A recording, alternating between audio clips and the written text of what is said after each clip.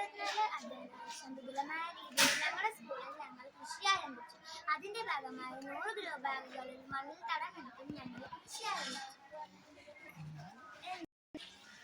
കൃഷി കാടുണ്ടാകുന്നതിന് മുമ്പേ ലഭിച്ചു തുടങ്ങിയതിനാൽ ഞങ്ങൾ അടുത്തുള്ള കൃഷിഭവനിലെ കൃഷി ഓഫീസറുടെ സഹായം തേടി. അപ്പോൾ മണ്ണിൽ അമ്ലത്വം കൂടുതലാണെന്ന് കൃഷി ഓഫീസർ പറഞ്ഞു. മണ്ണിൽ പുളിരസം കൂടുതലായതിനാൽ കൃഷി ഓഫീസറുടെ നിർദ്ദേശപ്രകാരം ഞങ്ങൾ കുമ്മായം നനച്ച് മണ്ണിൽ 15 ദിവസം വെച്ചു.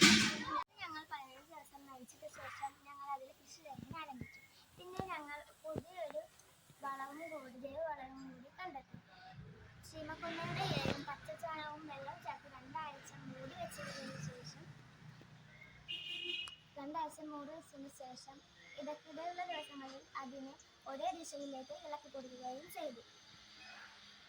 അത് പാതി വെള്ളവും ചേർത്ത് ചെടിയുടെ ചുവട്ടിലേക്ക് ഒഴിച്ചു കൊടുത്തു. ഇതിൽ നിന്നും ഞങ്ങൾക്ക്